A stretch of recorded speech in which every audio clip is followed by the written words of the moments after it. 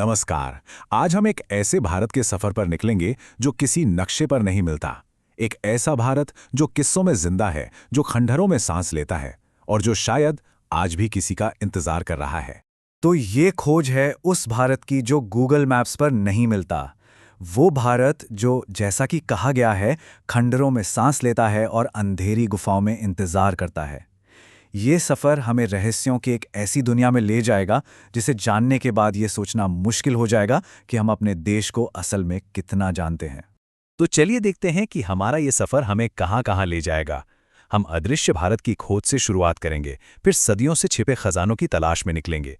उसके बाद हम उन जगहों पर चलेंगे जहां दूसरी दुनिया की आहट सुनाई देती है।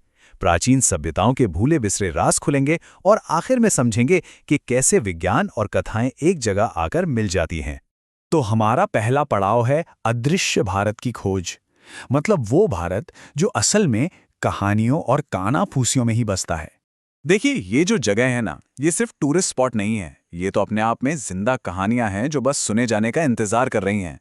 ये वो रहस्य हैं जो इतिहास और हकीकत के बारे में हमारी समझ को सीधी चुनौती देते हैं। तो चलिए अब बात करते हैं उन कहानियों की जो दौलत और रहस्य दोनों से जुड़ी हैं।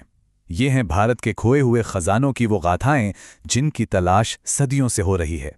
हिमाचल की गोद में खड़ा है कांगड़ा किला, जिसका इतिहास सोचिए महाभारत काल तक जाता है। लेकिन इसका सबसे बड़ा रहस्य इसकी वास्तुकला में नहीं, बल्कि इसके नीचे दबे खजाने में छिपा है। कहते हैं कि कटोच वंश के राजाओं ने यहाँ सदियों की दौलत जमा की थी, जिसे महमूद गजनवी जैसे बड़े बड़े हमलावर भी नहीं ढूंढ पाए। तो इस किले का सबसे बड़ा राज वो छिपा है एक नंबर में, 22। जी हां, माना जाता है कि किले के नीचे 22 कुएं हैं जो सोने, चांदी और हीरो से लबालब भरे हैं। और किंवदंतियों के मुताबिक इन खजानों की रक्षा कुछ अदृश्य शक्तियां करती हैं और आज तक कोई भी इन तक पहुंच नहीं पाया है। चलिए अब जरा हाल की एक घटना पर आते हैं। कुछ साल पहले की बात है। उत्तर प्रदेश के सोनभद्र से एक ऐसी खबर आई जिसने पूरे देश में जैसे सनसनी फैला दी। शुरू में तो खबरें ऐसी आईं कि वहां 3000 टन सोना मिला है। मतलब इतना कि भारत दुनिया के टॉप गोल्ड रिजर्व वाले देशों में शामिल हो जाता। लेकिन कहानी में एक बहुत बड़ा ट्विस्ट आया। कुछ ही दिनों में जियोलॉजिकल सर्वे ऑफ इंडिया ने कहा कि यह सब आंकड़ों की एक गलती थी और वहां सिर्फ 160 किलो सोना ही है। तो सवाल यही है, क्या ये सच में सिर्फ एक मामूली सी गलती थी, या फिर किसी बहुत पुराने, बहुत बड़े राज पर पर्दा डाला जा रहा था? सोनभद्र की खदानें आज भी खामोश हैं, लेकिन ये सवाल अब भी जिंदा है। तो खजानों के रहस्य से निकलकर अब हम उस दुनिया में कदम रखते हैं जो परलोक से जुड़ी है। ये वो जगहें हैं जहां कहते हैं कि हमारी और दूसरी दुनिया के बीच का जो पर्दा है ना, वो बहुत पतला हो जाता है। जैसे कि दार्जिलिंग के डाओ हिल के जंगल।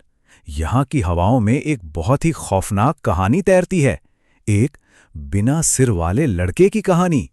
और बात सिर्फ एक कहानी की नहीं है, इसीलिए तो इसे भारत की सबसे डरावनी जगहों में से एक माना जाता है। लोगों ने यहाँ उस बिना सिर वाले लड़के को देखा है जो थोड़ी दूर तक पीछा करता है और फिर अचानक गायब हो जाता है। इसके अलावा लिफ्ट मांगने वाली एक औरत, गाड़ियों का पीछा करती एक परछाई, कानों में फुसफुसाहटे और हर वक्त ये एहसास कि कोई देख रहा है, ये सब मिलके इस जगह को और भी खौफनाक बना देता है। अच्छा, अब जरा माहौल बदलते हैं। डर से निकलकर अब चलते हैं हैरत और आश्चर्य की दुनिया में। बात करते हैं हमारी प्राचीन सभ्यताओं के उन चमत्कारों की जिन्हें आज भी समझना लगभग नामुमकिन है। जैसे कि उत्तराखंड में पाताल भुवनेश्वर। ये सिर्फ एक गुफा नहीं है, बल्कि ये तो जमीन के नीचे बसी एक पूरी की पूरी पौराणिक दुनिया है। ऐसी मान्यता है कि इस एक गुफा के अंदर ही चारों धाम के दर्शन हो जाते हैं।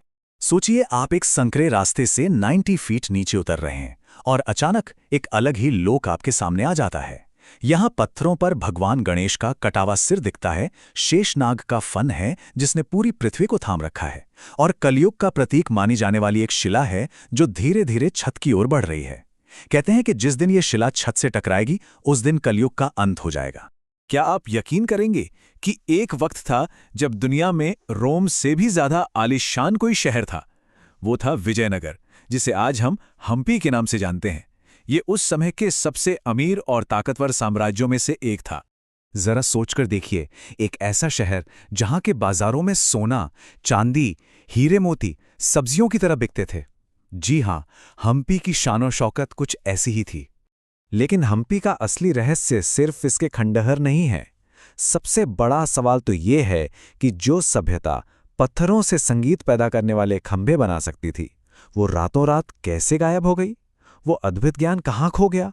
ये आज भी एक पहेली है। तो चलिए अब हम अपने सफर के आखिरी रहस्य की ओर बढ़ते हैं।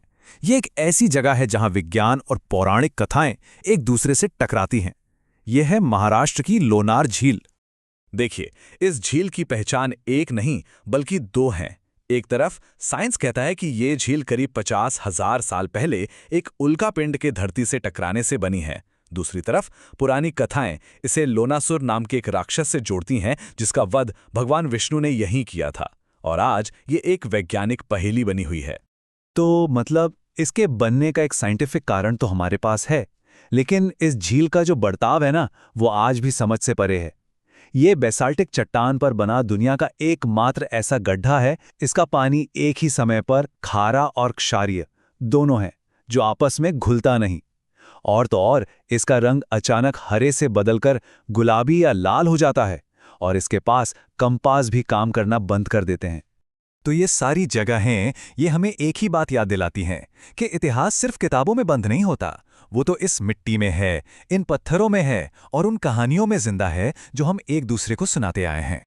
ये तो बस एक छोटी सी झलक थी। सोचिए, ऐसे न जाने और कितने राज हैं जो हमारी नज़रों के ठीक सामने छिपे हैं और बस किसी जिज्ञासु मन का इंतजार कर रहे हैं कि कोई आए और उनसे पर्दा उठाए।